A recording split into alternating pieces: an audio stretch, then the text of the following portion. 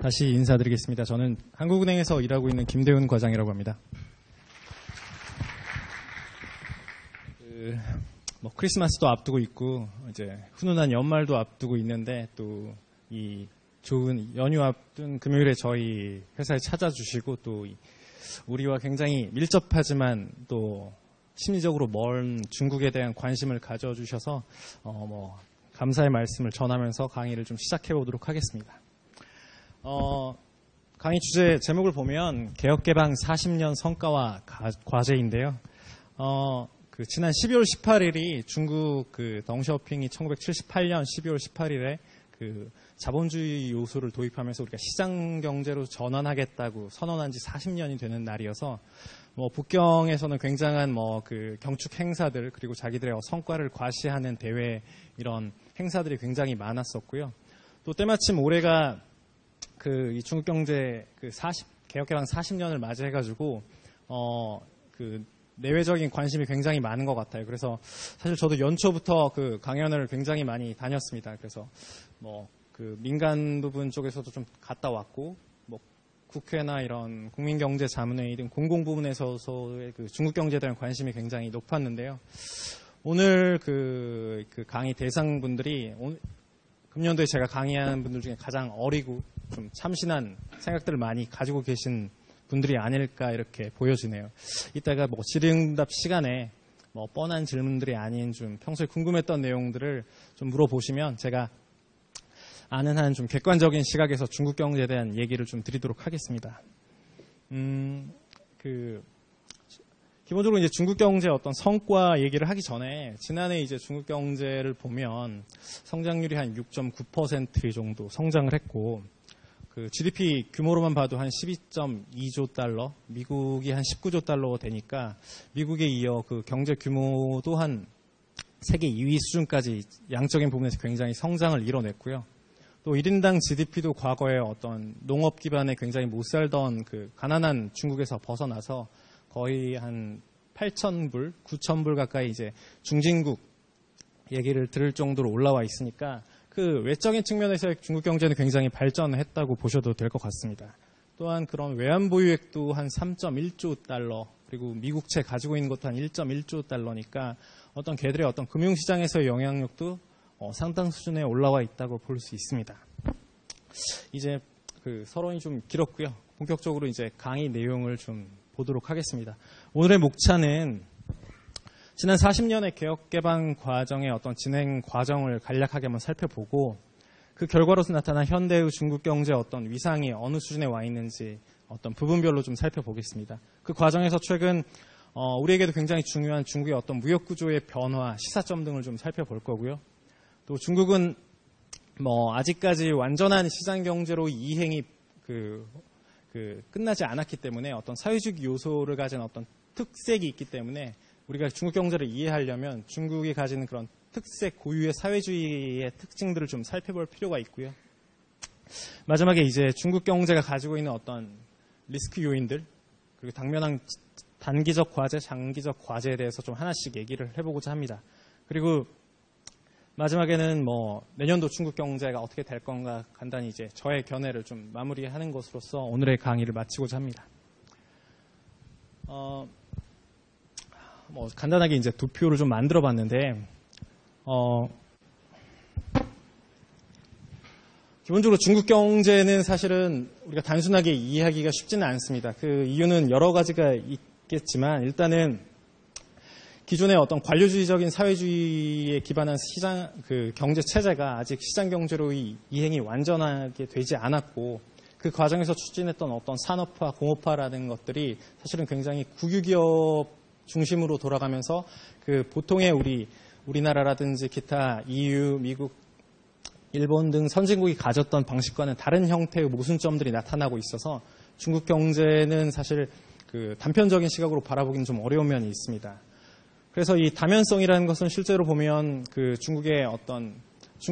오늘날의 중국에도 어떤 중서부 지방에는 여전히 빈곤한 농촌 경제가 주를 이루고 있고 수많은 사람들이 기아에 허덕이고 있는 반면에 이 동남 연안 쪽은 선진국 못지않은 경제 규모와 소득 수준을 자랑하면서 어떤 과거와 현재가 공존하는 모습이 있습니다.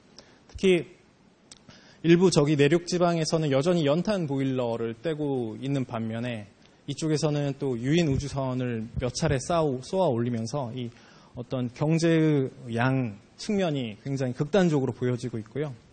또 경제 지표관에서도 좀 역설적인 모습이 나타납니다. 인구는 뭐 14억 명 정도로 한 미국의 한 5배 정도는 되지만 여전히 1인당 GDP는 그의 한 4분의 1 정도 수준밖에 안 되는 이런 역설적인 지표들도 가지고 있어서 이 중국 경제는 일단 굉장히 다면성을 가지고 있다. 그래서 좀 우리가 이야기는 쉽지 않다라는 얘기를 좀 먼저 드리고 싶고요.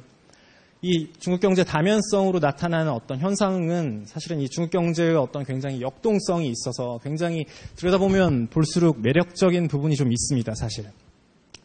그렇지만 상대적으로는 이제 제가 말씀드렸던 것처럼 종합적으로 이야기는 굉장히 어려운 게 중국 경제의 오늘날의 현실이다라는 얘기를 좀 드리고 싶습니다. 다음 얘기는 이 윗사진 많이 최근에 언론 보도를 통해서 보셨을 것 같은데 지난 11월 말에 그 아르헨티나에서 열린 G20 정상회담이었고요. 아마 이 토요일 저녁 식사를 계기로 양국 간의 어떤 미중 갈등의 좀 화해 분위기가 좀 어떤 시작된 걸로 보입니다. 좌측에는 뭐 시진핑 주석을 토대로 그 시자진들이 줄줄이 앉아 있고요. 오른쪽에는 뭐 트럼프 대통령 그리고 뭐 존 볼튼 월버로스 상무부 장관 그리고 아마 나오진 않았지만 왼쪽에는 폼페이오 장관 등이 이렇게 배석하고 그때 대화를 이룬 것으로 보입니다. 오른쪽 하단은 뭐 가장 우리 국내 경제뿐만 아니라 글로벌 경제 이슈가 되고 있는 미중 간 어떤 통상 갈등에 대한 얘기인데요. 사실은 뭐 보면 이 대두 중국이 굉장히 미국에 의존하고 있는 대두 그리고 뭐 타이어 이런 다양한 어떤 산업재에 관련된 부분에서 양국 간의 어떤 경제적 이슈와 차기 패권 싸움이 현재로도 뭐 ING 진행 상황에 있습니다. 이 두 국가에 대한 얘기는 아마 내년도 경제 전망 얘기를 하면서 다시 드릴 수가 있을 것 같습니다.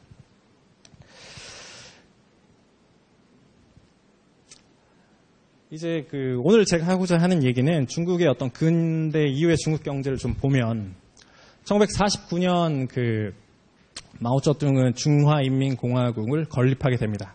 그리고 그때부터 1978년 덩샤오핑이 시장 경제를 도입하기 이전까지의 어떤 사회주의 시기는 마오이즘으로 대변되는 굉장히 급진적인 사회주의 경제 시기였습니다. 이래서 많은 부작용들이 좀 나타났었는데요. 먼저 그 중화인민공화국 건립 앞단의 얘기를 좀 해보면 이 당시는 철저하게 중국은 어떤 농업에 기반한 국가였습니다.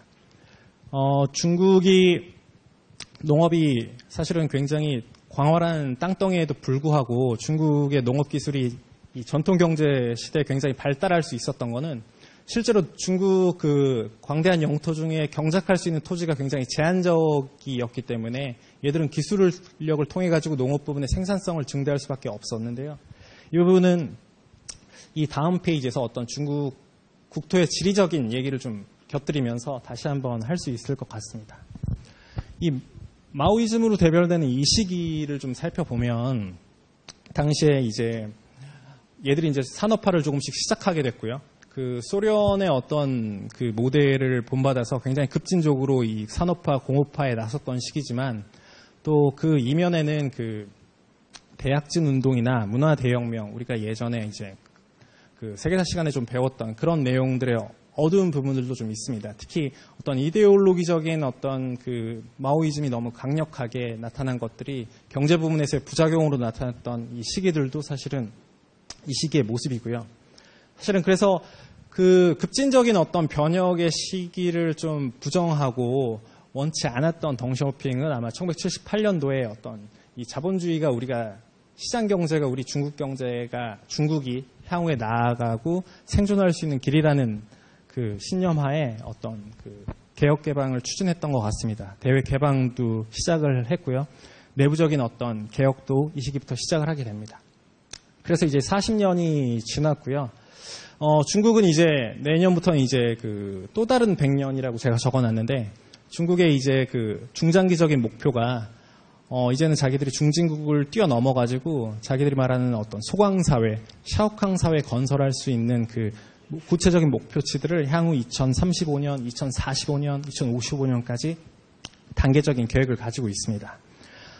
일단 제가 말로 설명한 건 좀 재미가 없을 것 같아서 일단 중국 쪽에서 나온 이 40주년 관련된 동영상을 하나 보고 좀 제 강의를 이어가도록 하겠습니다. 동영상 좀 틀어주시면 감사하겠습니다.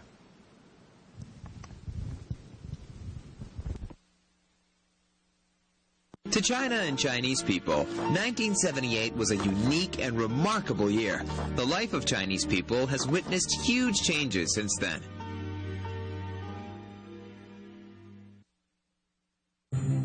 Birth. China's birth rate was close to that of India and Brazil back in the 1960s. China adopted family planning policy in the early 1970s, literally one family being allowed to have only one child in general. The birth rate has fallen to 1% to 3% during the past decades. The policy has been completely discarded, and all families are allowed to have 2 children beginning in 2015. Education. The public education expenditure in China has been growing in terms of the proportion in its GMP. China's compulsory education system came into practice in 1986, but only until 2006 did all students from elementary to junior high schools benefit from school fees exemption. In 1977, the government restarted the National College Entrance Examination, or Gokao. In 2018, 9.75 million students attended Gokao, which is a bloody competition. If you don't like it, go abroad. In 2017, China's overseas students increased 4 times compared with 10 years ago. Food. Food comes before all is a well-known Chinese saying. However, over 1/3 of Chinese population didn't have enough food during the 1970s. From the 1950s to late 1980s, every day Chinese would have vegetables such as turnips and cabbages as their main dishes. Want some meat? That was festival-only feast. Through the 1980s to the 1990s, most Chinese had solved the problem of feeding themselves. Their daily dishes varied from eggs to pork, beef to various vegetables and fruits.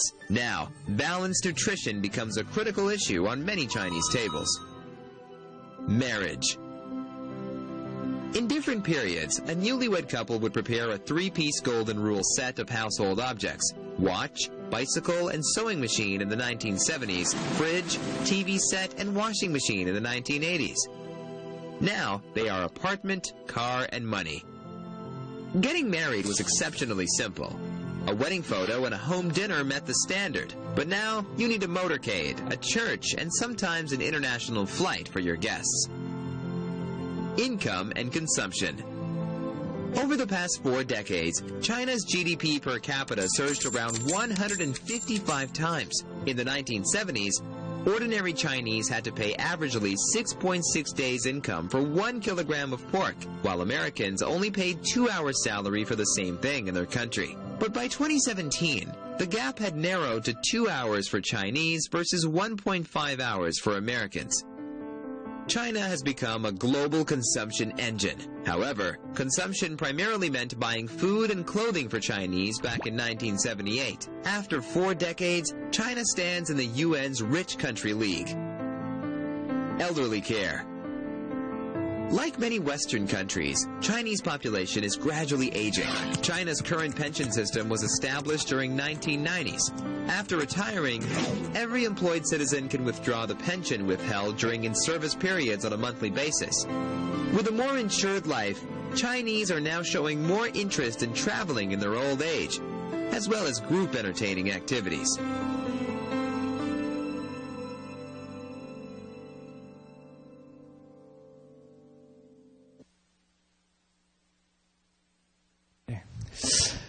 이게 이제 중국 관영 매체, 그러니까 중국이 공산당 매체 쪽에서 나온 동영상이긴 한데 사실은 좀 긍정적인 면을 많이 주목을 하고 있긴 하지만 기본적으로 우리가 중국을 바라보는 아직은 좀 낙후되어 있고 많이 선진적이지 못하다는 그런 인식을 조금은 바꿔줄 수 있는 좋은 동영상인 것 같아서 제가 준비해봤고요. 실제 제가 보는 2017년의 중국도 사실은 대도시 중심이긴 하지만 굉장히 여느 선진국 못지않은 생활 수준이라든지 어떤 경제의 역동성을 보여주고 있어서 다소 우리가 조금 그 중국을 곡해하고 있는 그런 시각을 좀 객관적으로 이렇게 땡겨줄 수 있는 자료가 아닌가 생각해 봤습니다. 이제 그 초창기 1978년 얘기부터 좀 얘기를 간단하게 좀 해보겠습니다. 덩시어핑이 말씀드린 대로 1978년 12월에 어떤 계획경제, 어떤 지령을 내려가지고 경제를 개발시키는 어떤 사회주의적인 경제에서 탈피를 하고 자본주의의 어떤 경쟁적인 시장경제의 요소들을 도입하면서 어떤 시장경제로의 전환을 본격적으로 추진을 했고요. 가장 먼저 이제 그 가시적인 성과가 나타난 곳은 농촌 부분이었습니다. 기존의 농촌은 그 어떤 집단끼리 단순히 정부에서 내려주는 그 목표 수확량만 채우기 위해서 사실은 그 수확량에 대한 노동만 제공하고 그리고 국가에서 주는 어떤 배급 그리고 그런 식량 등을 통해서 이렇게 생활을 했다면 이 당시에 이 생산 책임제, 승포제라고 하는 생산 책임제는 정부가 이제 가족 단위로 애들이 이제 농촌 경영을 맡기는 겁니다. 그래서 가족 단위에게 목표 수확량을 제시하고 그 초과분 수확량에 대해서는 자기들이 취하거나 시장에 가서 팔 수 있게끔 함으로써 어떤 농업 부분의 생산성이 이렇게 크게 향상됨을 볼 수 있었습니다. 어떤 시장경제의 어떤 경쟁적인 자율성이 가장 먼저 나타난 부분이 아닌가 싶고요. 그 다음에는 그 가격 자유화 얘기가 좀 있는데요. 기존에는 모든 소비재, 생산재의 가격을 국가가 결정한 가격에 의해서 시장에서 거래가 되었다면 그 우리가 흔히 쌍궤제라는 이 당시에 그 제도를 좀 들어봤을 텐데 그 과도기적인 특성으로 정부가 결정한 가격하고 시장에서 거래되는 가격이 그 두 개가 시장에 존재하다 보니까 결국은 이 시장 가격으로서 자연스럽게 이 시장 경제 주체들이 그 의사결정들이 시장 가격에 따라감으로써 가격 자유화는 어떻게 그 이미 시대적인 흐름이라고 볼 수 있었습니다. 그리고 이제 개혁 대외 개방 측면에서 보면 오른쪽 아래 그래프를 보시면 이쪽이 보면 아마 이제 현전 이쪽이 이 홍콩 섬이 있는 쪽인데요. 이쪽에 있는 최초 4개의 경제 특구를 지정함으로써 이쪽에서 어떤 수출 거점 기지화 그리고 어떤 해외 자본의 유치를 주도하면서 어떤 대외 무역과 어떤 이 계획 경제를 벗어난 그 대외 개방이 확대되는 계기를 마련하게 됩니다. 아까 그 지형에 대한 얘기를 좀 하게 되면요. 이쪽에 보시면 이쪽 헤이룽장성의 아이후이라는 시가 있고요. 이쪽에 윈난성의 텅총이라는 시가 있는데 이 두 개의 선을 그어보면 이 두 개의 도시를 이은 선을 기점으로 왼편에는 중국 인구의 오직 4%만 살고 있습니다. 그리고 이 오른쪽에 96%의 인구가 밀집되어 있고요. 이거는 보통 세계 평균 인구 밀도의 한 6배 정도 되는 수준이에요. 실제로 보면 이 왼쪽은 경작할 수 있는 땅이 없습니다. 대부분 산악지형이고 구릉지형이기 때문에 굉장히 인구 밀도도 낮고 어떤 토지 생산성도 낮습니다. 하지만 이쪽에는 어떤 양스강 그리고 이쪽에 황허강 그리고 이쪽에 주강, 삼각주 모든 강을 기반으로 풍부한 어떤 물과 어떤 이 노동력을 기반으로 기본적으로 중국 경제의 성장은 이 동부 연안 지역에서부터 시작할 수밖에 없는 태생적인 이유가 이런 지리적인 조건에 좀 있었습니다. 그리고 이제 1990년대로 좀 넘어와 보면, 이 당시에는 그 시장 경제가 조금 안정화되는 시기에 진입하면서 어떤 금융이라든지 외환 부분의 개혁 그리고 중국의 국제 경쟁력 제고를 위한 노력들을 중국 정부에서 노력을 하게 심혈을 기울이게 됩니다. 일단은 그 1993년에 중앙은행과 상업은행, 정책은행 등 이 은행 제도가 완벽하게 구축이 됐습니다. 그 중국의 중앙은행이라고 할 수 있는 중국인민은행은 1948년 12월에 이제 그 설립이 되었으나 최초에는 그냥 단일 은행으로서 중앙은행의 기능뿐만 아니라 정책금융이라든지 상업금융까지 모든 기능을 그 인민은행에서 담당하고 있었는데 1993년 12월이 돼서야 이 각 은행들마다의 고유한 어떤 기능을 수행할 수 있는 현대의 은행 제도가 구축이 되었고요. 최근에는 이제 그 1행 3회를 해가지고 인민은행, 중앙은행과 우리도 뭐 한국은행 금융감독원의 어떤 중앙은행과 금융감독 체계가 이렇게 분리되어 있는 것처럼 중국도 어떤 증권 부분, 보험 부분, 은행 부분의 어떤 그 감독기관과 중앙은행의 이 금융감독 관료 체계도 최근 들어서 이제 이 시기에 확립이 되었습니다. 외환 부분에서 보면 기존에는 고정환율 제도를 하다가요. 이 시기에는 이제 관리 변동환율 제도로 정착을 시행을 했고요. 1996년 콜 금리를 시작으로 어떤 금리 자유화도 계속 단계적으로 진행되게 됩니다. 그래서 예금 금리, 대출 금리는 이제 2013년과 2015년에 최종적으로 완전 자유화가 이루어졌고요.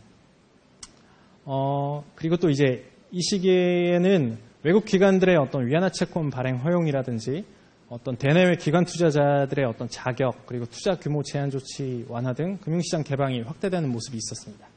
많이 들어보셨겠지만 이 RQFI 그리고 RDI라고 하는 건데 RQFI라고 하는 것들은 기본적으로 적격 해외 기관 투자자가 중국 주식시장에 와서 투자할 수 있는 그 금융기관들의 한도를 부여하는 거고요. 초창기 2000 글로벌 금융 이후에 이 굉장히 한도가 늘어 있습니다. 중국의 주식시장을 잠깐 간략하게 얘기 드리면 크게 상해하고 심천 두 가지 거래소가 있고요. 상해 거래소는 주로 이제 국유기업 주식하고 2차 제조업의 주식들이 주로 거래가 되고 심천 거래소는 그 심천 성분 지수라고 하는 그 지표들을 많이 보실 텐데 거기는 주로 첨단 기업이라든지 벤처, 신생 기업들이 주로 거래되는 거래소입니다. 그리고 중국의 주식시장은 크게 내국인들이 거래할 수 있는 A 주식하고 외국인들이 투자할 수 있는 B 주식이 있는데 이 투자 RQFI 한도를 얻은 이 외국 금융기관들이 한도를 얻으면은 이 사람들은 중국 외환시장에 가가지고 자기들이 달러를 팔고 위안화를 산 다음에 이 상해나 심천 거래소 가서 A주 거래를 할 수 있게 됩니다. 중국 내국인처럼 똑같이. 그리고 이미 RQFI라고 하는 애들도 있는데요. 거기는 외국 금융기관 중에 이미 위안화를 가지고 있는 애들은 단순히 투자 한도만 얻어서 자기들이 A 주식을 거래할 수가 있게 됩니다. 이제 내국기관 투자자는 이제 중국 내부의 기관 투자자가 해외 자본시장에 투자할 수 있는 겁니다. 사실은 중국은 아시다시피 굉장히 대내에 있는 자본을 해외에 유출하는 게 굉장히 통제가 엄격했으나 최근에는 그 한도가 이게 늘리면서 그 규제가 좀 완화되는 모습을 볼 수 있습니다.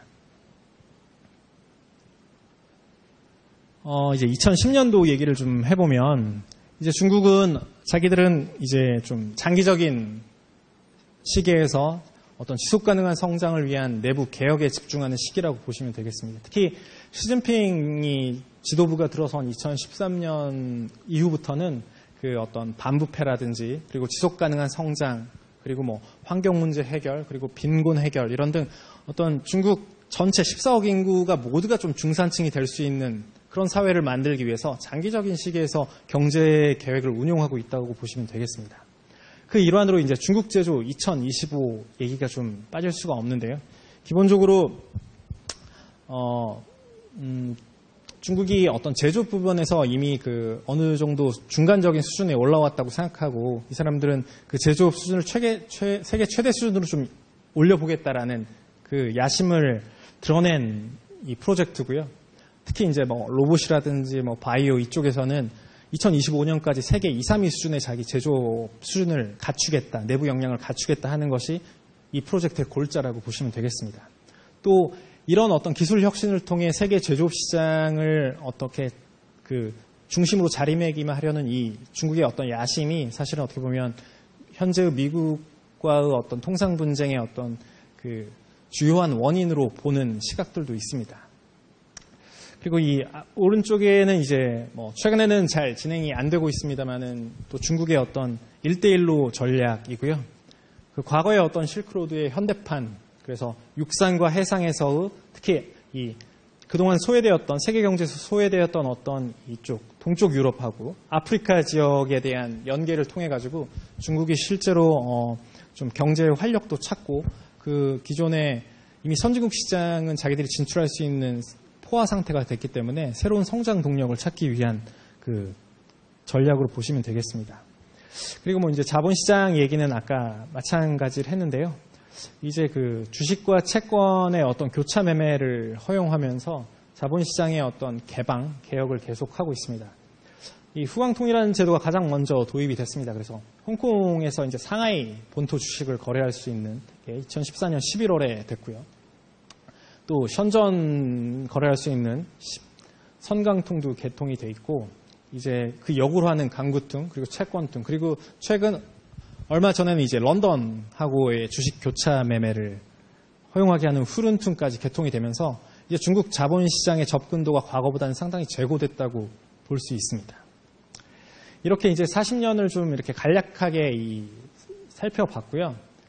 그 개혁 개방의 성과가 이제 어떻게 되는지는 좀 하나하나 다시 한번 살펴보겠습니다. 일단 경제 규모 측면에서 제가 서두에도 말씀드렸지만 그냥 양적 측면에서는 글로벌 2위 수준의 경제 규모다. 그래서 지난 40년 동안 연평균 한 9.5%의 성장을 실질로 이렇게 기록을 했고요. 다만 이제 2011년 이후에 보면 한 6% 후반대 성장률이 좀 과거보다는 낮아지는 모습이 있는데 사실은 이거 가지고 뭐 최근에 미중 무역 분쟁과 함께 엮어서 중국 경제의 어떤 성장세 둔화 우려가 확대된 게 아니냐 이런 얘기들이 많이 있는데 이것들은 과거에 비해서 이제 기본적으로 이제 6% 성장세도 개인적으로는 그렇게 낮지 않은 성장률이라고 보고 있고요. 중국 경제 규모 자체가 과거보다 굉장히 커졌기 때문에 그 성장률 지금 6% 성장률만으로도 그 매년 한 체코 정도의 경제 규모 나라가 매년 이렇게 새롭게 나타나고 있는 거라고 보시면 되거든요. 그런 점을 감안할 때 뭐 중국 경제의 어떤 성장세 둔화 우려는 다소 조금 실질하고는 먼 거리가 좀 있는 얘기가 아닌가라는 좀 생각을 하고 있고요. 세계 경제에서 중국이 차지하는 비중을 살펴봐도 1978년에는 2% 미만인 중국 경제가 지금은 15.2%를 차지하고 있고요.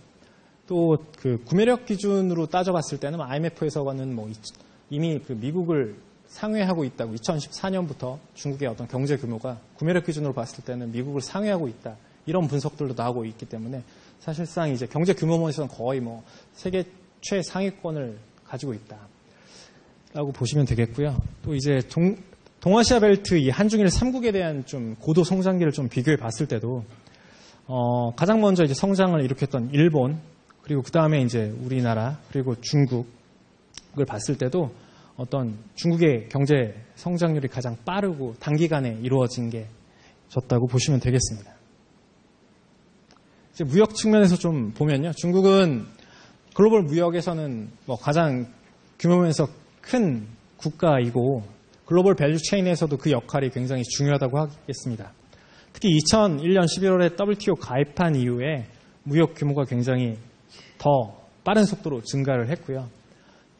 전 세계 상품 교육에 차지하는 비중을 살펴봐도 1980년도에 0.9%이던 게 지난해 11.5%를 차지하고 있습니다.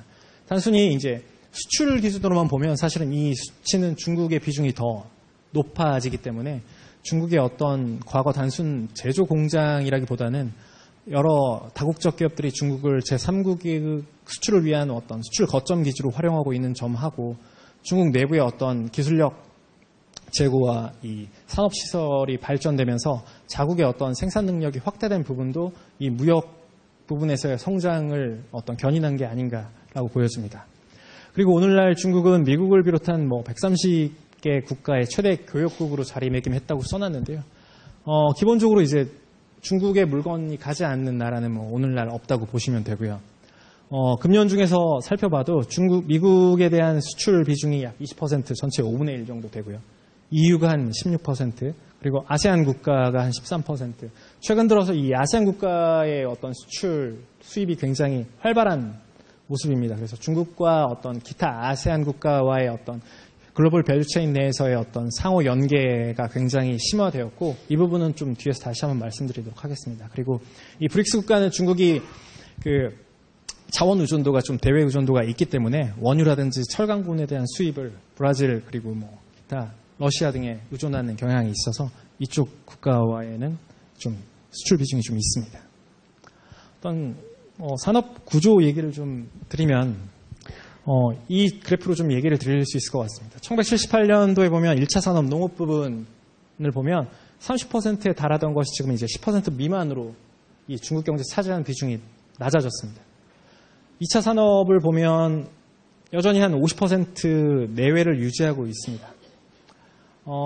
작년에 한 40.5%였고요. 중국의 그 2000년대 이후의 중국 경제 성장은 대부분 이 SOC 투자 그리고 부동산 개발 투자를 통해서 이 성장을 달성해 왔기 때문에 이들 수요를 중심으로 어떤 제조업과 건설업의 비중이 여전히 중국 경제 상당 부분을 차지하고 있다고 볼 수 있습니다. 그리고 고무적인 부분은 이제 대부분의 선진국처럼 이 3차 산업에 대한 얘기인데요. 2013년 이후부터는 이제 이 시기 이후로 가장 큰 포션을 차지하고 있고요. 지금 지난해 기준으로 52% 정도 됩니다. 이거는 뭐 대부분의 선진 경제의 어떤 이행 과정에서 나타나는 현상인데 그냥 경제 성장에 따라서 생활 수준이 향상되면서 어떤 다양한 서비스 수요들이 확장되고 있고요. 이에 따라서 내수 소비 시장도 확대되고 있는 것이 어떤 중국의 어떤 산업 구조적인 측면에서의 모습입니다. 고용 측면에서 살펴봐도 어떤 서비스 부분이 실제적으로 이 고용을 이끌고 있습니다. 중국의 어떤 목표 실업률이 한 5.5% 정도 되는데요. 지금 실제 나오는 대도시 기준으로 나오면 한 3.9%, 4% 정도의 실업률이 공식적으로 발표가 되고 있어서 여전히 중국의 노동시장은 이 서비스 부문의 주도하에서 어떤 구인 수요 우위의 시장을 이어가고 있습니다. 자본시장 얘기를 좀 해보면 기본적으로 이제 양적으로 보면 미국, 일본에 이어서 세 번째 규모가 있습니다. 주식시장은 최근 들어서 좀 바뀔 수도 있는데 종가에 따라 좀 바뀔 수도 있는데 기본적으로 일본하고 중국의 어떤 주식시장의 어떤 시가총액 규모는 굉장히 비슷합니다. 미국을 제외하고는 일본과 중국이 세계 2위 정도의 주식시장 규모를 시가총액 기준으로 계속 자리바꿈하고 있고요. 채권시장을 보면 마찬가지로 일본과 유사한 수준이지만 세계 세 번째 정도의 수준이 되고 있습니다.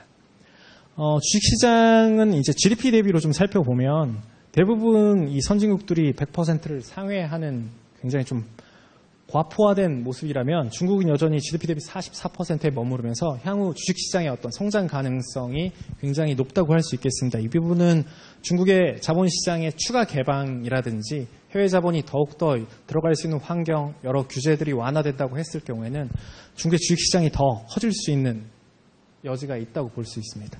GDP 대비 100%까지 간다고 한다면 한 25조 달러 내외의 주식시장이 형성되지 않을까 추정하고 있고요. 채권시장은 아까 말씀드린 대로 중국 내부의 어떤 인프라 투자라든지 공공 부분의 어떤 채권, 중국의 이따가도 말씀드리겠습니다만은 중국의 지방정부들이 채권 발행이 굉장히 많고요. 대부분이 지방정부들이 채권 발행을 통해 조달한 금액이 실제로 인프라 투자에 쓰이고 있어서 이 지방정부의 역할이 굉장히 채권시장에서는 중요하고 그걸 토대로 양적인 성장을 이뤘다고 보시면 되겠습니다.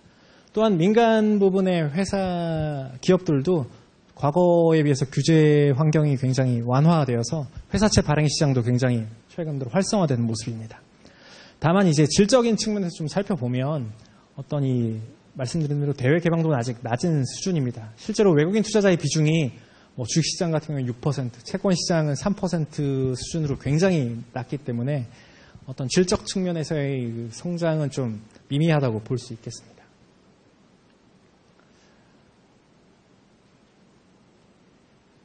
네, 이제 앞서 중국의 어떤 무역 얘기를 좀 했었는데요. 단순히 무역 규모가 세계 1위 수준이다 이런 얘기 말고 특히 중국은 우리나라의 어떤 대표적 중간재 수출 그리고 우리나라의 가장 큰 수출 시장으로서의 의미가 있어서 중국 내부의 이 무역 구조의 변화가 참 세계 글로벌 시장이나 우리 한국 기업들에게 시사하는 바가 커서 제가 좀 별도로 한번 장을 달리해서 한번 만들어 봤습니다. 최근에 중국의 수출입 동향부터 살펴보면서 어떤 내부의 기저에서 일어나고 있는 구조 변화를 좀 보도록 하겠습니다. 중국의 무역 규모는 이제 2008년 글로벌 금융위기 이후로 증가세가 좀 뚜렷하게 둔화되는 모습입니다. 아래 그래프를 보시면 2001년부터 2008년의 어떤 수출 증가율이 24%, 수입이 22.4%, 모두 20%를 상회하는 고성장을 지속하다가 글로벌 금융 이후인 2009년부터 지난해까지 성장률을 보면 한 자릿수대로 굉장히 크게 둔화되는 모습입니다.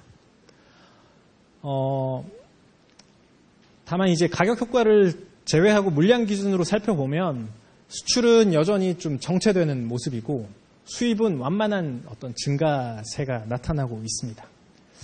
이러한 모습이 나타나고 있고요. 이제 중국 경제 전체, 중국 경제 성장에 있어서 대외 부분, 대외 의존도, 무역 의존도는 어느 정도 수준인가를 좀 살펴보면 2006년만 해도 한 64% 고점을 찍고 이게 쭉 내려오죠. 이제 그만큼 중국 경제의 성장 기반이 과거에 어떤 수출 중심 그리고 어떤 무역 중심에서 점점 내수 시장, 소비 시장 중심으로의 어떤 중국 경제 구조 변화가 일어나고 있음을 좀 일부분 시사하는 바고요.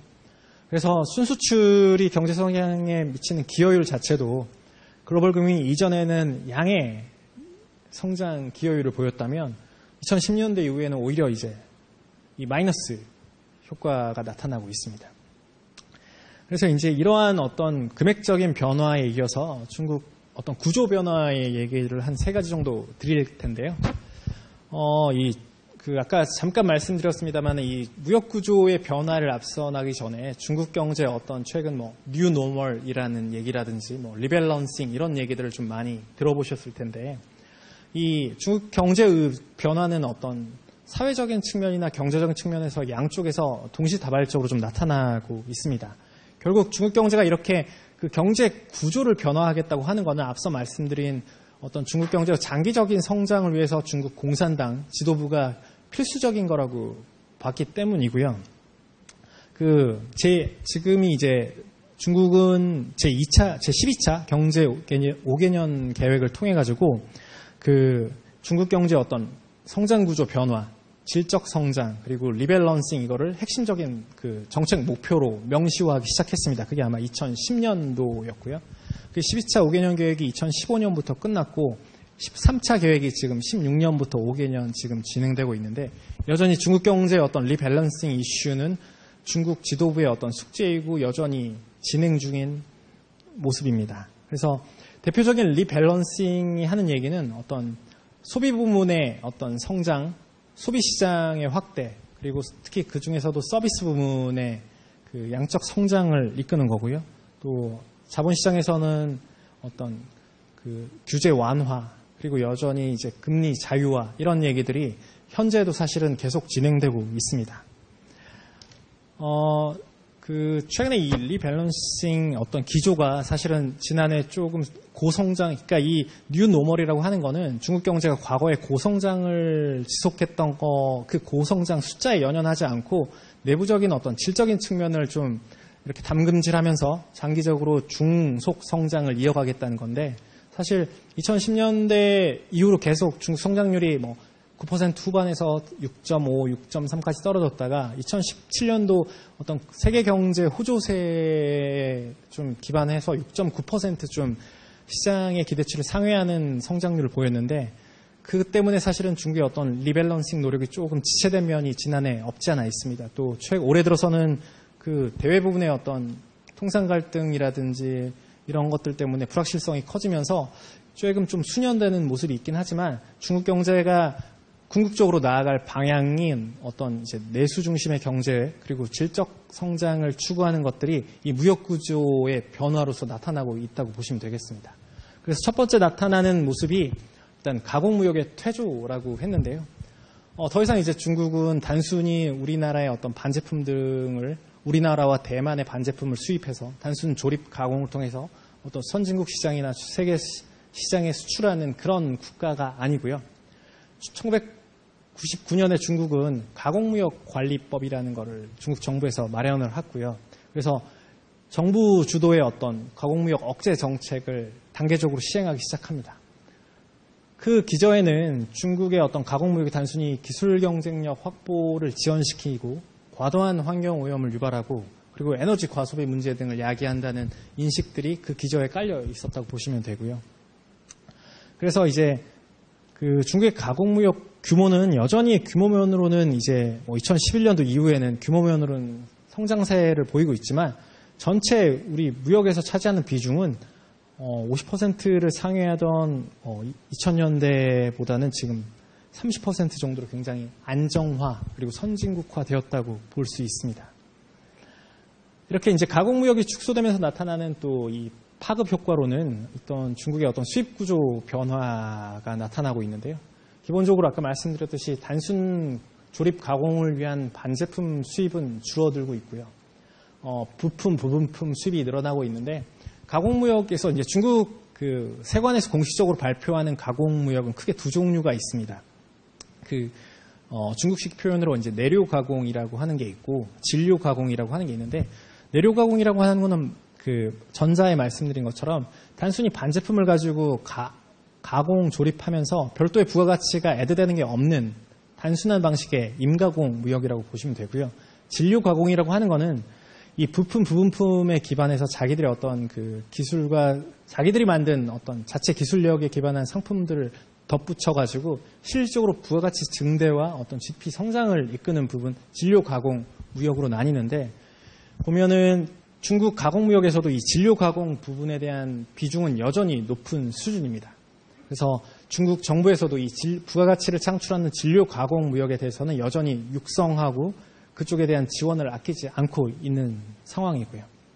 그래서 그리고 이제 크게 이제 가공무역하고 이제 일반 무역으로 저희가 나눠 본다면 이제 가공무역 비중이 줄어드는 반면에 일반 무역의 비중은 확대되는 모습입니다. 말씀드렸듯이 아까 소비의 고도화 그리고 어떤 중국의 어떤 거대 소비 시장 성장 그리고 글로벌 기업들의 중국 시장 진출 확대 등을 통해 가지고 중국의 어떤 최종재 수입이 굉장히 늘어나고 있습니다. 그래서 특히 이제 뭐 흔히 우리가 이제 무역 구조를 얘기할 때 5가지 그 부품 분류를 하게 되는데요. 원자재 그리고 중간재, 최종재 이렇게 나뉜다면 원자재는 기본적으로 자기들의 어떤 그 석유나 이런 철강 것들 기초 원자재 수입 수요는 항상 있어서 좀 안정적인 추세이고 이 중간재의 수입 수요가 과거보다는 많이 낮아졌고 이 최종재의 수입이 굉장히 높아지는 모습입니다. 아까 이제 그 진료 가공 얘기를 하면서 그 배경에는 이제 중국의 어떤 기술 내부의 자체 기술 발전 이야기가 좀 있었는데 중국의 어떤 현지 조달률을 좀 살펴보면 2000년도에 한 32% 되던 게 지난해 보면 43%까지 이렇게 자체 기술을 활용한 부품 조달률이 늘었습니다. 그만큼 중국 내부에서는 굉장히 기술 혁신이 좀 이루어지고 있고 그것들이 이제 무역 전반에 걸쳐서 현상적으로 나타나고 있습니다. 이제 중국의 이 기술 수준, 기술 발달, 그 이면에 있던 그 성장 동력이 무엇인가에 대한 사람들이 의문을 좀 많이 가지는데 그건 이제 중국에 대한 좀 제도적인 측면을 좀 이해하면 좀 우리가 쉽게 이해할 수 있습니다. 기본적으로 중국은 이 글로벌 기업들이 중국 본토에 진출했을 경우에는 중국 모든 외국 기업들이 100% 소유권을 가질 수가 없습니다. 대부분 합작 형태로 중국 내에서 공장이든 금융기관들을 운영하게 되고요. 그렇다 보면은 기본적으로 중국 내부 자본이 좀 투입되면서 중국의 공산당 중심 핵심 간부들이 해외 글로벌 기업들의 요직을 차지하게 되고 그 사람들이 그 가운데서 기술 이전들이라든지 어떤 내부 경영에 대한 많은 노하우들을 체득하게 됩니다. 실제로 2008년 글로벌 금융위기 당시에 많은 외국 기업들이 중국을 했었는데 그 이전에 진출해 있던 많은 자동차라든지 반도체 관련된 글로벌 기업들의 우리나라도 하이닉스 관련된 이슈들이 좀 있었는데 그때 글로벌 기업들이 중국 본토에 자기들의 생산 시설을 그대로 놓고 이제 나오면서 그 당시에 굉장히 중국의 어떤 기술 수준들의 어떤 퀀텀 점프가 있었던 걸로 많이 분석이 되고 있고요. 오늘날도 마찬가지로 해외 기업들이 중국의 거대 시장을 노리면서 여전히 중국 진출을 끊임없이 하고 있지만 중국에서는 기술 이전들을 이렇게 표면적으로 드러내지는 않지만 그 기술 이전을 위한 어떤 합작 회사 설립을 공식적으로 요청하고 있는 상태입니다. 두 번째 이 무역 구조를 보면 이제 교역 대상국을 좀 보면 과거에 보면 이제 선진국 좀 썰림 현상이 굉장히 강했다면 신흥국 비중이 점차 확대되는 모습입니다. 미국, EU, 일본 등 대선진국 수출 비중은 2000년대 초반에 비해서 오늘날 한 10%포인트가량 하락했고요. 2010년대 들어서는 아세안을 중심으로 신흥국과의 교역이 활발한 모습입니다. 이러한 변화의 배경에는 중국의 중간재 생산 능력 확대가 주된 요인으로 작용했다고 저희는 분석하고 있습니다. 앞서 말씀드린 것처럼 중국 내부의 어떤 기술 수준이 발달되면서 더 이상 이제 중간재를 수입하는 국가가 아닌 이 주변 동남아 국가로 수출하는 국가가 되고 있고요. 실제로 중국 내부에 있던 이 어떤 가공무역을 위한 생산 공장들이 어떤 인건비 문제 때문이기도 하지만 동남아 국가로 그 생산기지 거점을 이전하는 모습입니다. 특히 뭐 의류라든지 단순 제조업 등의 공장들이 동남아 국가들로 많이 가고 있습니다. 베트남, 필리핀, 그리고 최근에는 뭐 인도, 스리랑카 쪽까지 그 중국의 생산 기지들이 이동하고 있고요. 자연스럽게 이는 이 중국하고 동남아 그리고 이 아시아 권역에서의 영내 무역이 굉장히 활성화되는 계기로 작용하고 있습니다. 이것들은 뭐 이제 수출 결합도 수입 결합도 이제 저희가 뭐 그 무역의 어떤 그 상대국에 대한 의존도를 분석할 때 많이 쓰는 지표인데, 미국은 여전히 뭐 통상 이게 1을 상회하면 그 해당 국가에 대한 교역 의존도가 높다고 저희는 판단을 하고 있고요. 세계 시장에서의. 미국은 여전히 다른 선진국 대비 중국에서 높은 수출 시장의 모습을 보이고 있고, 아세안이 굉장히 확대됐고, 말레이시아, 필리핀 등의 어떤 수출 결합도가 굉장히 최근 들어서 높아졌습니다. 수입 부문에서도 보면 과거 이 한국하고 대만 아까 말씀드렸지만 저희 쪽에서 주로 반도체 중심으로 그 반제품 등이 수입돼서 2000년대만 해도 굉장히 높았던 수입 결합도가 우리나라가 굉장히 많이 줄어들었고요. 대만도 상당히 줄어든 걸 알 수 있습니다. 반대로 이제 뭐 말레이시아라든지 필리핀은 역시 높아지는 모습입니다. 어떤 이제 기술 구조 측면에서 좀 보면 아까도 계속 연장선상의 얘기인데요. 과거 뭐 의류, 가구, 뭐 신발, 단순 어떤 노동 집약정 제품의 수출이 중국의 어떤 무역을 대다수를 차지했다면 2010년대 들어서는 이제 기술 집약형 제품의 수출이 빠르게 성장하는 모습입니다. 컴퓨터 부품이 보면 2010년대 이후에 한 15%, 항공우주 부품들이 한 13%, 이런 기술 집약형 제품들의 수출 증가세가 돋보이는 반면에 의류, 방직, 가구들은 굉장히 그러니까 낮지는 않지만 상대적으로 낮은 성장률을 보이고 있고요. 또한 최근에는 이 IT 제품이라든지 이 기계 설비의 수출 경쟁력이 2000년대 초반에 굉장히 향상되고 있습니다. 저희가 이런 관련된 보고서를 많이 저희 보도자료 중에서 나갔을 텐데 중국의 어떤 기술 경쟁력이 한국 대비해서뿐만 아니라 과거 대비 굉장히 높은 수준에 올라와 있다는 분석들이 저희뿐만 아니라 여러 자료들이 있어서 한번 찾아보시면 좀 도움이 될 수 있을 것 같습니다. 수출의 어떤 섹터별 비중을 좀 살펴보면 어떤 의복이라든지 그리고 이렇게 기계 단순 이 철강 제품들이 여전히 비중이 낮아진 반면에 어떤 반도체 등 IT 제품들 그리고 좀 고기술 요하는 전문 기계 장치들의 비중은 좀 높아지는 모습을 볼 수 있습니다.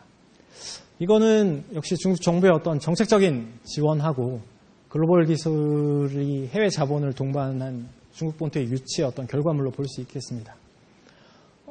기본적으로 외국인 지금 보면 FDI 기준으로 보면 중국에 대한 투자는 사실은 중국 경제의 어떤 성장세 둔화가 지속되고 있지만 여전히 해외 자본의 투자는 여전히 높은 성장세를 기록하고 있는데 대부분의 이 해외 투자가 이 전기전자라든지 통신 등 IT, 바이오, 항공우주 관련된 고기술 제조업 쪽에 해외 투자 자금이 몰리고 있고요. 그래서 계속 여전히 성장을 위한 실험적인 기반이 마련되고 있고 내부적으로도 이 R&D 투자가 굉장히 확대되고 있습니다. 보면 R&D 투자 증가율 자체도 여전히 한 10% 중후반대를 보이고 있고 규모액 자체도 3천억 위안 정도로 이거는 세계에서 가장 많고 빠른 성장세를 보이고 있다고 보시면 되겠습니다.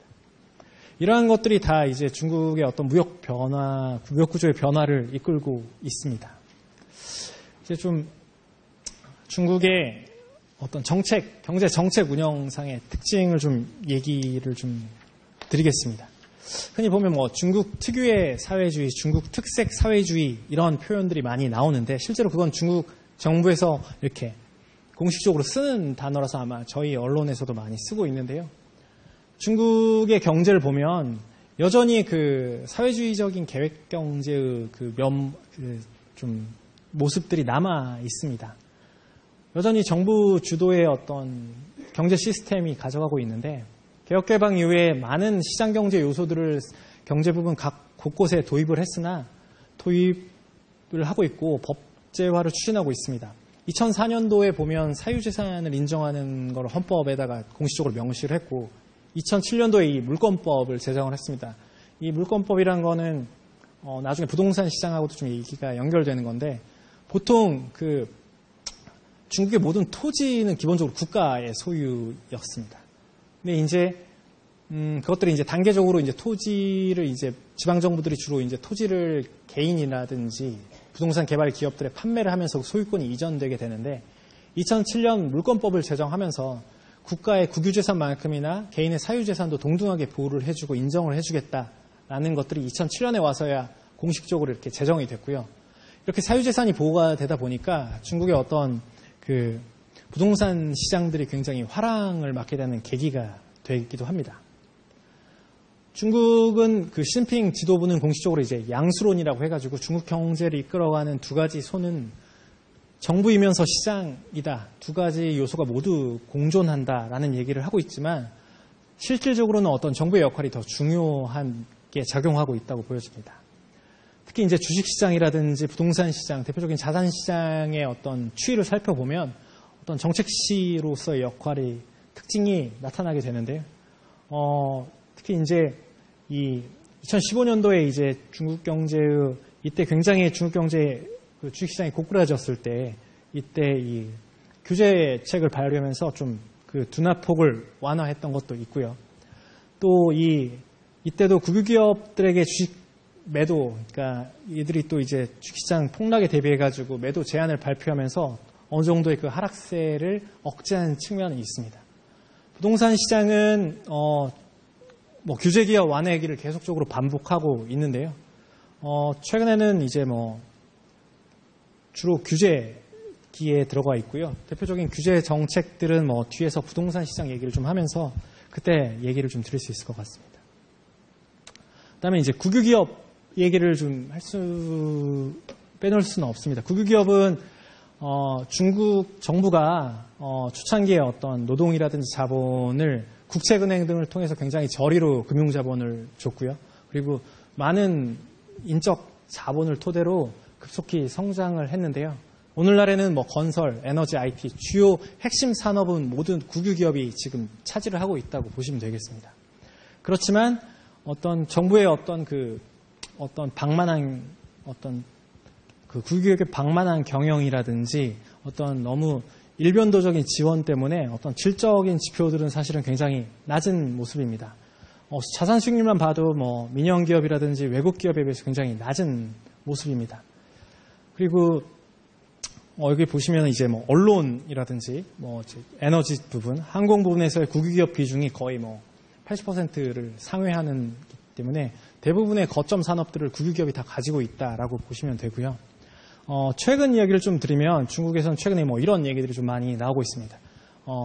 국유기업이 좀 나아가고 민간기업은 좀 이렇게 퇴색한다라는 얘기가 나오게 되는 거는 중국이 이제 뭐 공급측 구조개혁 이런 얘기를 좀 들어보셨을 텐데 2015년부터 얘들이 이제 그 공급측 구조개혁을 추진하면서 나중에 뭐 나오겠습니다만은 철강 부분이라든지 에너지 부분의 어떤 생산량 감축을 하다 보니까 내부적으로 이제 그 내부적인 그 가격들이 굉장히 올라가게 됐어요, 과거에.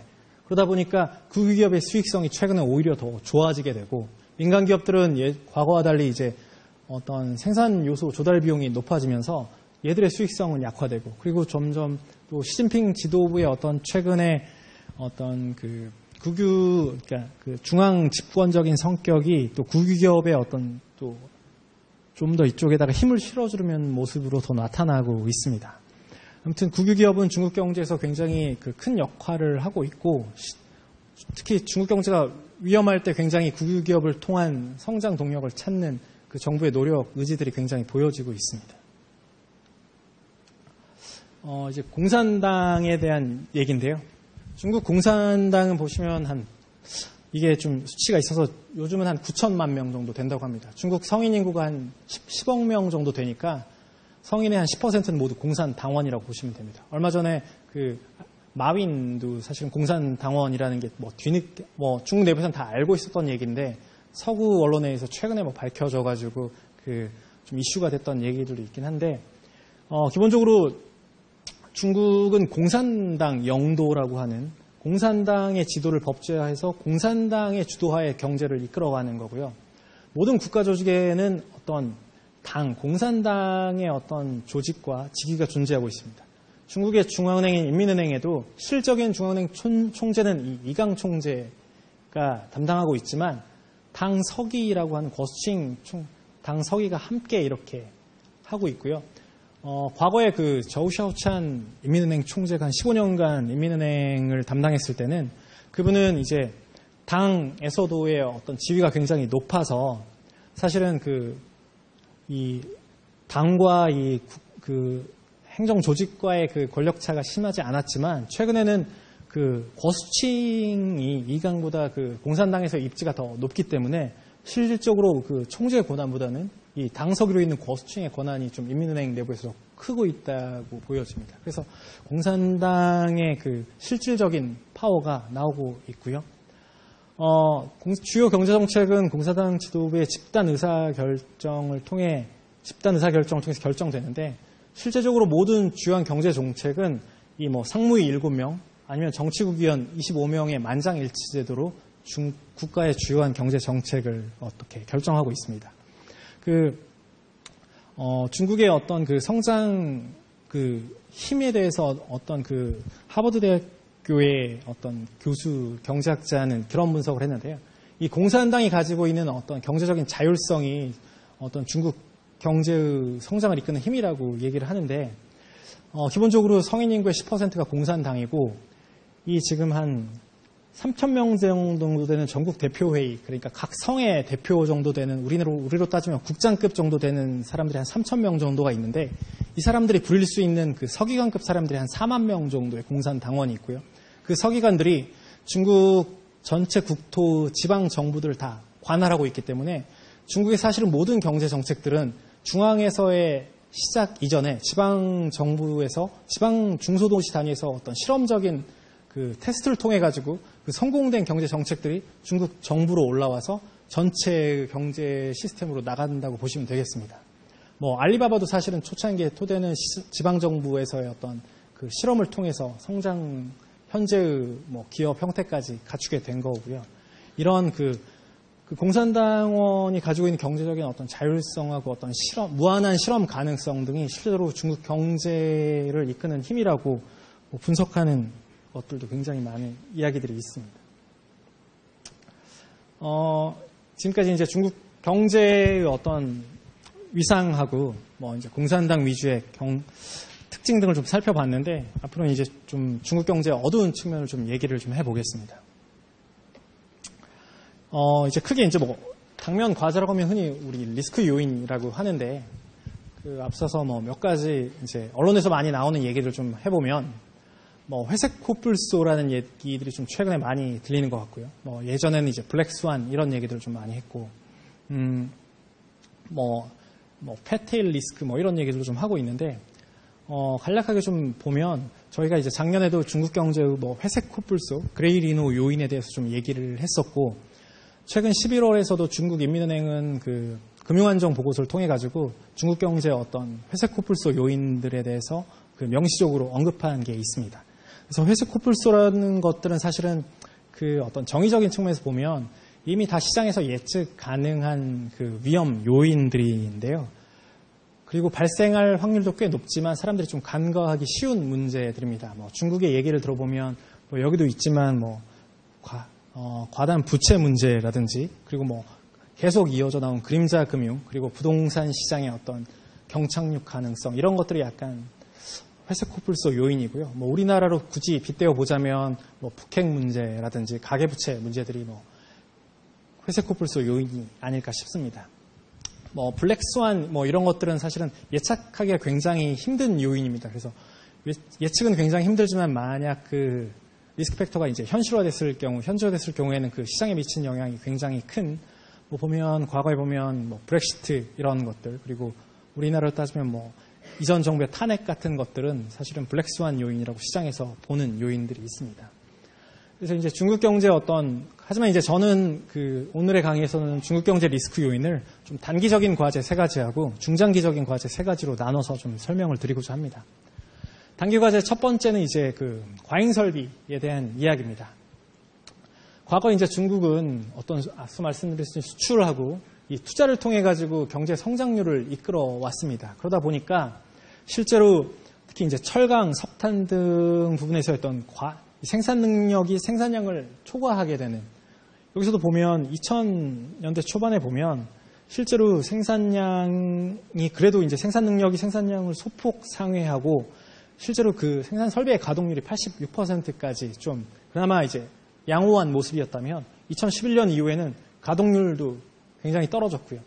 초과 생산 캐파는 이 정도로 늘어났습니다. 그래서 이 과잉 설비의 문제들이 실제적으로 이제 어떤 한계 기업 문제라든지 수익성 저하 이런 얘기들이 나오고 있고요.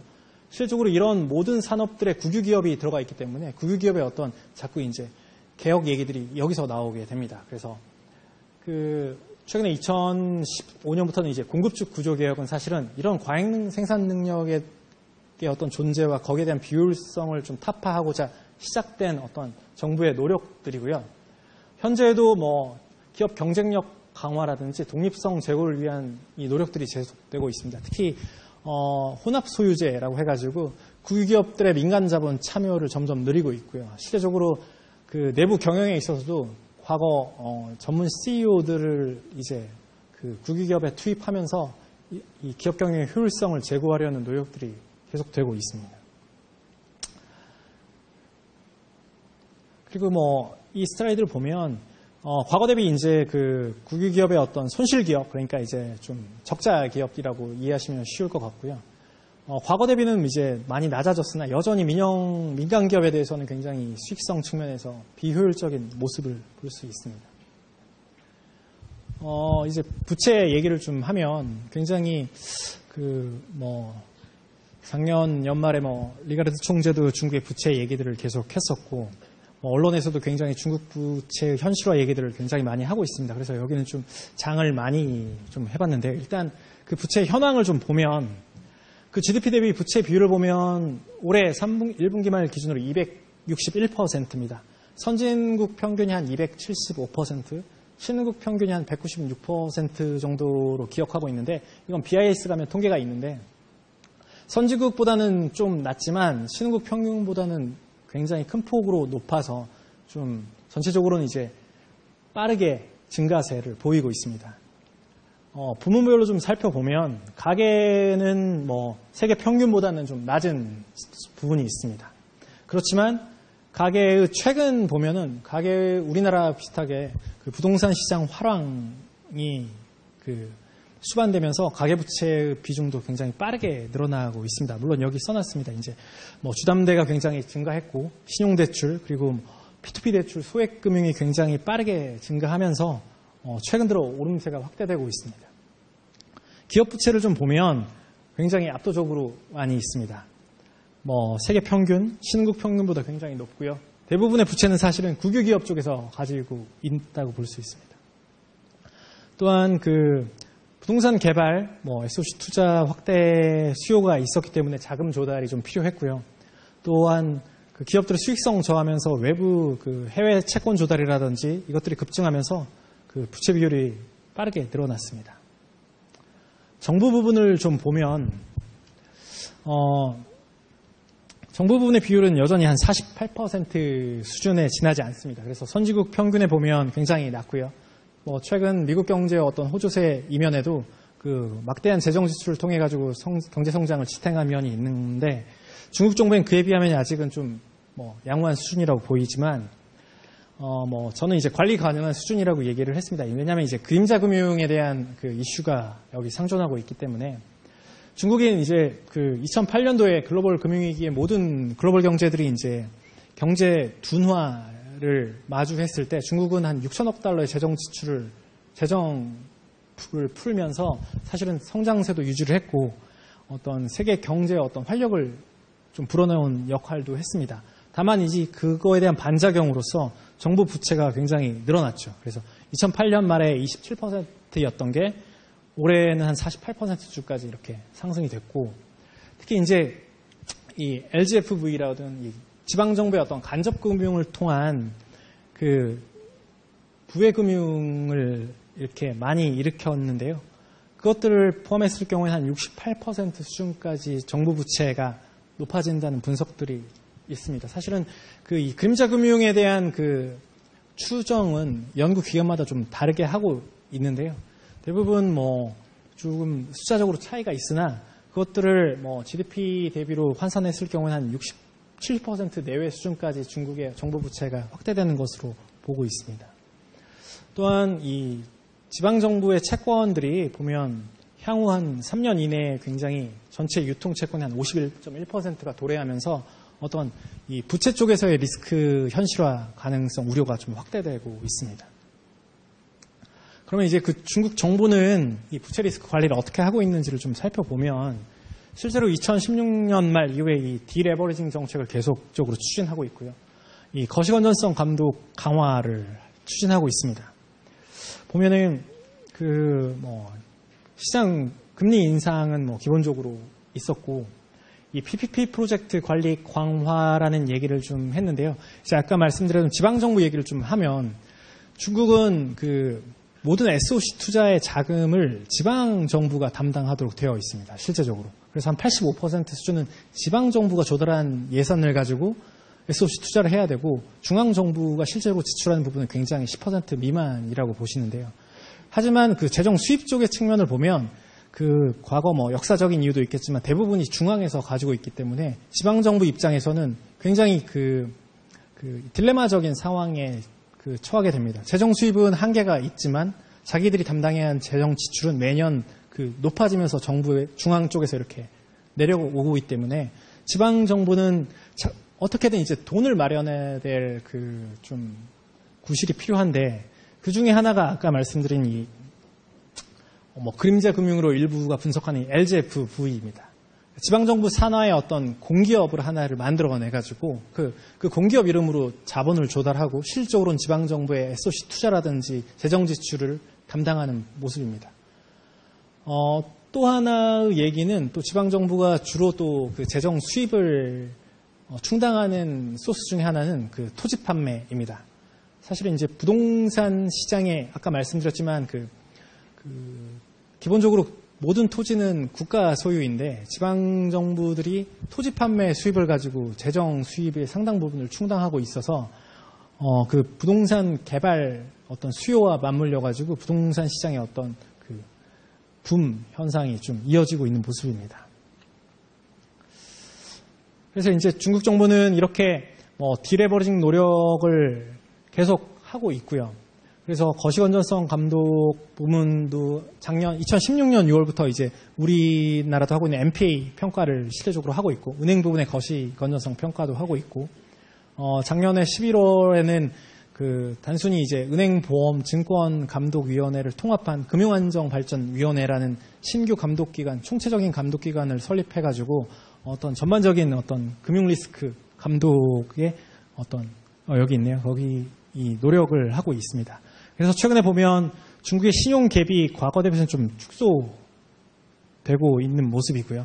실제로 기업 부채의 비율도 좀 줄어들고 있고요.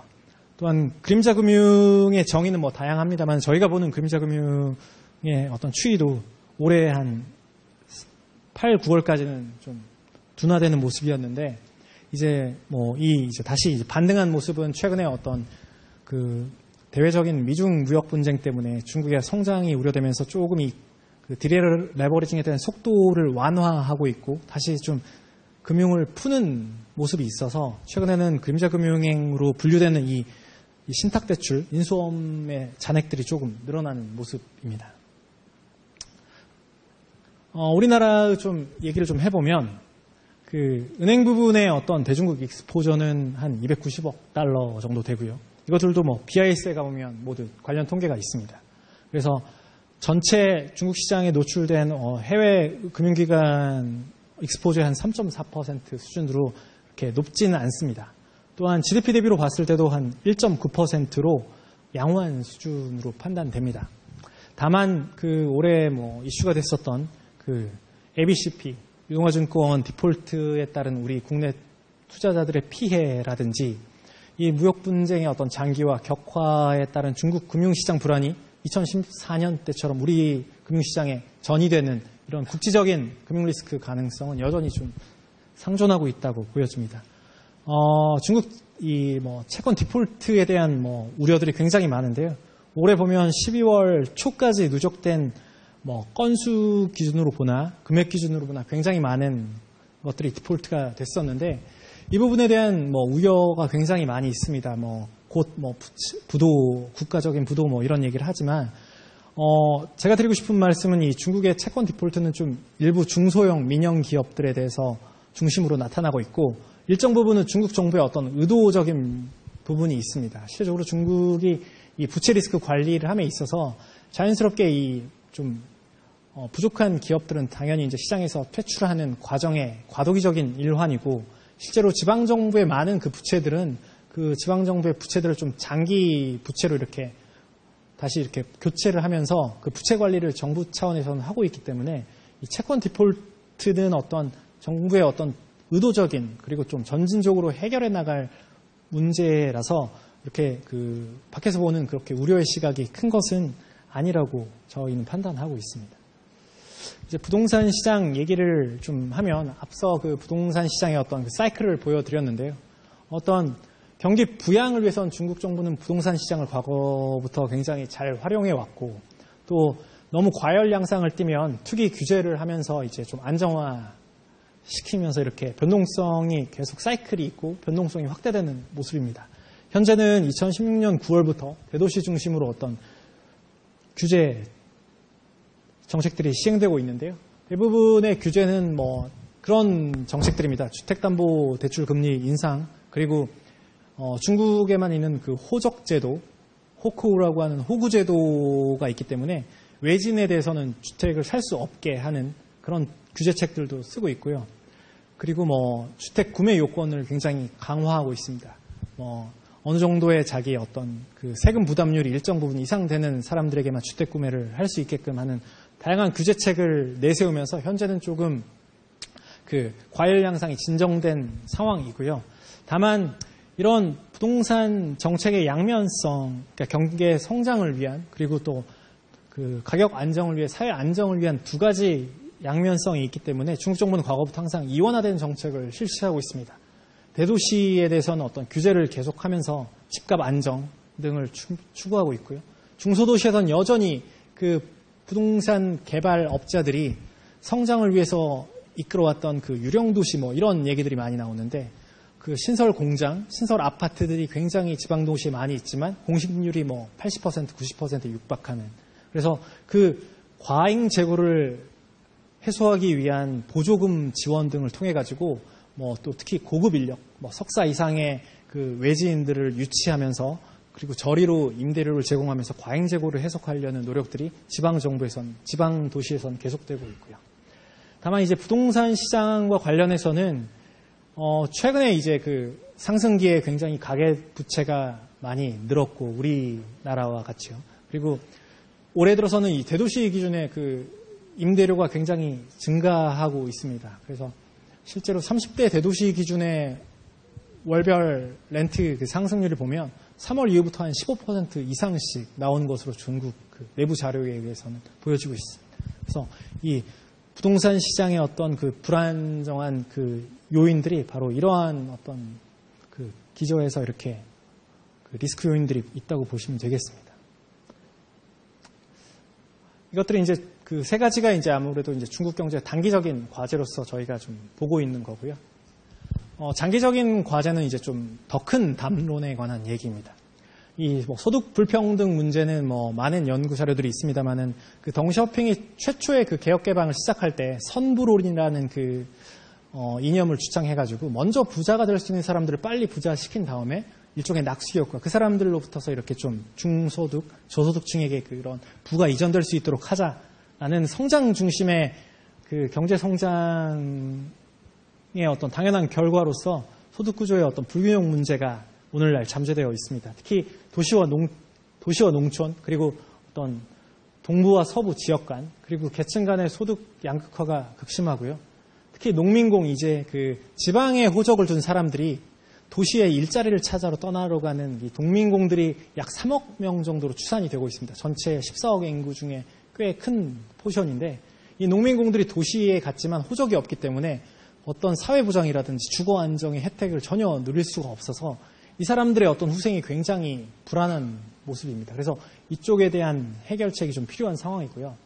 진위계수를 봐도 여전히 주요국 대비 높은 수준입니다. 그래서 이제 중국은 이를 좀 완화하기 위해서 소득 재분배 정책 등을 실시하고 있고 호적제도 개혁을 좀 추진하고 있지만 이게 워낙 땅덩어리가 방대하고 이해관계자들이 복잡하게 얽혀 있어서 단기적으로 이게 가시적인 성과를 보일 거라고는 보여지지 않고 장기화적인 모습을 보이고 있습니다. 그래서 최저임금 인상은 매년 두세 차례씩 하고 있고요. 사회보장보험도 계속 확대하는 추세고 이 개인소득세 면세점, 그러니까 면세 기준금액을 높이면서 실질적으로 얘들의 실질소득을 높여주는 효과를 전국 정부에서 이렇게 재정정책의 일환으로서 활용하고 있습니다. 두 번째 문제는 이제 환경 문제인데요. 아까도 말씀드렸지만 그 중국 지리적으로 동부, 남부의 그 모든 인구의 94%가 살고 있고 모든 공업시설, 산업 기반시설들이 몰려 있다 보니까 이것들이 그 심각한 환경 오염 문제와 연관될 수밖에 없었습니다. 그래서 월드뱅크 자료를 보면 특히 이제 대기, 수질, 토양 오염 등이 있지만 대기 오염에 따른 사회적 손실이 한 GDP 대비 10% 수준으로 추정되고 있는 모습이고요. 대기뿐만 아니라 수질 오염도 심각하고 토양 문제도 심각합니다. 다만 이 대기 오염은 최근에 우리나라에 미치는 미세먼지 때문이라도 중국 정부에서 굉장히 노력을 하고 있어서 많이 이제 내려오고 있는데요. 이게 보면 13년 1월부터 18년 5월까지의 평균 미세먼지 농도를 보면 56 마이크로그램인데요. 5월 이후부터는 한 40대로 굉장히 줄어들었습니다. 중국의 통계의 신뢰성 문제를 이렇게 재차하더라도 이 대기 부분에 대한 중국 정부의 개선 노력은 상당 부분 좀 성과를 보이고 있다고 보여집니다. 다만 수질이라든지 토양 부분에 대한 그 노력은 상대적으로 미미한 상태입니다. 그래서 이제 작년에 2017년 12월에 이제 중국 중앙공산당 지도부에서는 내년도 경제를 이끌어갈 주요 경제 정책하고 특별 과제를 선정하게 되는데 작년 12월 공산당은 3대 특별 과제 하나로 이 환경 문제를 지적을 했습니다. 그래서 환경오염 억제를 3대 특별 과제 중에 하나로 지적을 하고 올해 관련된 정책들을 추진하고 있고요. 그리고 또 이제 환경보호세법이라는 걸 올 1월부터 시행하고 있고 탄소 배출권 거래도 아직 활발한 수준은 아니지만 시장이 형성되고 이렇게 태동하고 있는 시기입니다. 그리고 과잉설비 산업에 대한 구조조정 등을 통해 가지고 환경 문제를 좀 해결하려는 노력을 지속하고 있고요. 관련 지출도 꾸준하게 늘어나는 모습입니다. 이제 자원 얘기를 좀 해보면 중국의 어떤 경제 성장이 이제 고도화되고 자기들의 국민들의 생활 수준이 향상되면서 어떤 주요 자원에 대한 자금률이 계속 하락하고 있습니다. 원유를 보면 80년대 대비에 굉장히 줄어들었고요. 실제로 중국 내부에서 그 원유 생산이 좀 있긴 하지만 대부분을 러시아라든지에서 조달을 하고 있습니다. 그래서 이제 최근 들어 중국과 러시아의 어떤 경제적 협력이 굉장히 긴밀하게 지속되고 있고 송유관 설치라든지 이런 것들을 통해서 에너지 조달을 안정적으로 조달할 수 있는 노력들을 하고 있고요. 또한 이 대체 에너지원 개발 그리고 또 식량 부분에 관해서는 농업 생산성 제고 노력들을 하고 있습니다. 에너지 부족에서는 풍력이라든지 태양광 발전 생산 능력을 지속적으로 확충해 나가고 있고 신재생 에너지 관련된 투자도 중국만 굉장히 압도적으로 투자 규모를 늘려가고 있습니다. 식량 부족 문제 사태에 대해서는 농업 부분의 어떤 기계화율 그러니까 이제 생산성 향상을 하고 있고요.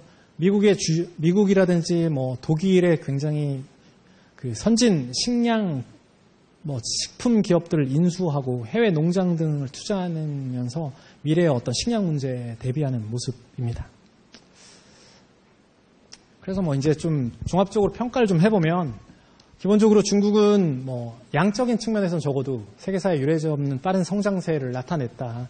그렇지만 중국 경제의 중장기적인 성장을 위해서는 어떤 제가 방금 말씀드린 당면 과제의 어떤 조속한 해결이 좀 필요하고 중국 경제가 궁극적으로 하고 있는 리밸런싱 노력들이 이렇게 성장 구조 전환 노력이 좀 안정적으로 이루어져야겠다라는 얘기를 드리고요. 뭐 우리나라 경제와 관련해서는 뭐 당연한 얘기이지만 중국 경제 변화에 대한 대응 전략으로서 이제 중간재 중심의 수출 전략을 수정 좀 하고요. 또 서비스 부분이라든지 교육, 금융 부분의 의료 이런 산업 부분에서 전략적 제휴 확대가 좀 필요하다고 보여집니다. 또한 중국의 소비 시장이 약 한 6조 달러 정도 되니까 우리나라 GDP 한 4배 정도가 실질적으로 중국의 소비 시장이라고 보시면 되는데 그쪽을 공략하기 위한 뭐 상품이라든지 뭐 유통망을 확충하는 것들이 좀 필요하고 뭐 이것들은 뭐 이제 제도적인 측면에서 FTA하고 뭐 RCEP 등을 적극 활용해야 된다고 뭐 얘기를 했습니다만은 뭐 FTA가 주는 가시적 효과는 좀 뭐 제한적이라고 개인적으로 생각하고 있지만 뭐 FTA를 통해서 뭐 관세율 인하 등이 통해 가지고 우리 기업들이 좀 실질적으로 이익을 좀 얻을 필요가 있지 않나라는 얘기를 좀 드리고 싶고요. 마지막으로 이제 내년도 중국 경제 얘기를 좀 간략하게 좀 드리면 뭐 기본적으로 대내외 리스크가 뭐 굉장히 확대되고 있고 여러모로 상존해 있습니다. 그래서 성장률이 좀 하락한 건 뭐 당연한 사실로 좀 보여지고요.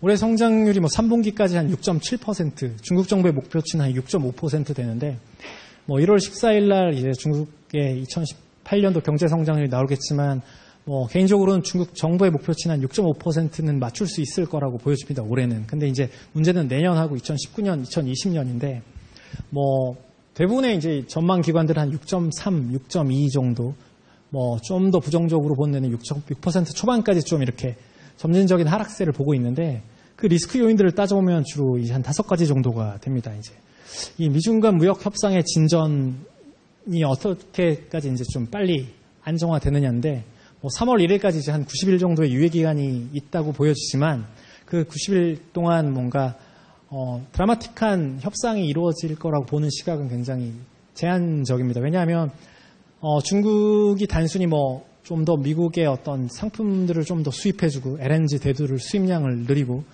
작년도 미국의 대중 적자인 한 5,050억 달러의 대중 적자를 뭐 천억 불 정도 줄이겠다는 단순한 그 무역 부분의 그 협의가 아니라 결국은 미국과 중국은 향후 30년, 향후 100년을 바라보는 어떤 세계 시장에서의 패권 싸움을 하고 있어서 뭐 지식재산권 보호 이슈라든지 중국 정부가 국유기업들, 자국 기업들의 어떤 성장, 세계 경쟁력 제고를 위해서 불법적으로 줬던 이 보조금 지급 행태들을 원론적으로 이렇게 수정하지 않는 이상 미국 정부가 어떤 협상 테이블에 이제 쉽게 앉을 확률은 좀 적다고 보여지고요. 또 두 번째 이제 금융시장 쪽에서는 페드의 금리 인상, 통화정책 정상화 이슈가 좀 있습니다. 뭐 내년도에 뭐 한 4회 정도, 최대 4회 정도까지 예상이 되는 통화정책 정상화 관련해서 보면 지금 미중 간 국채가 보면 스프레드를 봤을 때 1년물은 이미 역전이 돼가지고 미국의 좀 1년물 국채 금리가 더 높고 5년물 국채 금리도 최근 들어서 거의 갭이 축소됐습니다. 그래서 미국 금리 인상에 따른 뭐 중국 금융시장 불안 그리고 여기에 위안화 어떤 추가 절하까지 이어진다면 중국의 어떤 금융시장이 굉장히 급속도로 불안해질 2014년, 15년도처럼 굉장히 급속도로 불안해질 수가 있고 내년도 어떤 선진국들의 어떤 경기 회복세가 조금 올해보다 둔화되면 중국의 어떤 대외 수요가 줄어들면서 또 성장세를 제약하는 요인이 되지 않을까 싶습니다. 뭐 부동산 시장은 뭐 부동산 개발 기업들의 어떤 그 자금 조달 여건이 점점 어려워지고 있습니다. 실질적으로 중국 정부에서는 신용을 계속 풀어올면서 이런 기업들에 대해서 자금 조달을 확충한다고 얘기는 하고 있지만 실질적으로 이 중소형 부동산 개발 기업들이 지금 자금 조달 여건이 굉장히 어렵고 부동산 개발, 부동산 시장 자체가 지금 조금 붐이 줄어들면서 투자 수익성도 굉장히 약화되면서 그 부동산 시장의 그 경착륙 우려도 확대되고 있고요. 뭐 부채 리스크는 앞서 말씀드렸습니다만 현실화 가능성은 적지만 만약에 이제 그 채무 불이행이 굉장히 확대되고 이것들을 이 중국 채권 시장을 바라보는 해외 투자자들의 어떤 자금 순 유출 등이 지속된다면 이쪽도 그 분명 주요한 리스크 요인으로 작용할 수 있을 것 같습니다. 그리고 이제 중국의 내수 경기 둔화인데 사실은 올해 초까지만 해도 중국의 어떤 소매 판매 지표라든지 소비자 심리 지수 그리고 뭐 PMI 지표들을 보면 중국의 내수 경제가 굉장히 대외적인 그 불안 요소들에도 불구하고 중국의 내수적인 소비자들의 심리들이 굉장히 견고했는데요. 최근에 뭐 10월, 11월 지금 지표들을 좀 보면 실질적으로 이제 가계 소비들도 조금 줄어드는 모습이고 기업들의 어떤 투자 수요도 굉장히 줄어들고 있고 그래서 실질적으로 내수 경기의 둔화 압력이 굉장히 증대되고 있어서 어떤 대외 부분의 어떤 불확실성을 대내적으로 해결해보겠다는 중국 정부의 어떤 그 의지가 과연 먹힐 수 있을지 의문이 조금 들고 있는 상황입니다. 그래서 이제 이러한 리스크 요인들의 어떤 전개 상황들을 감안하고 내년도 중국 경제를 바라보신다면 그 향방을 조금 더 좀 쉽게 볼 수 있지 않을까라는 생각입니다. 제가 준비한 내용은 여기까지고요. 혹시 뭐 질문 있으시면 편하게 질의해 주시면 되겠습니다.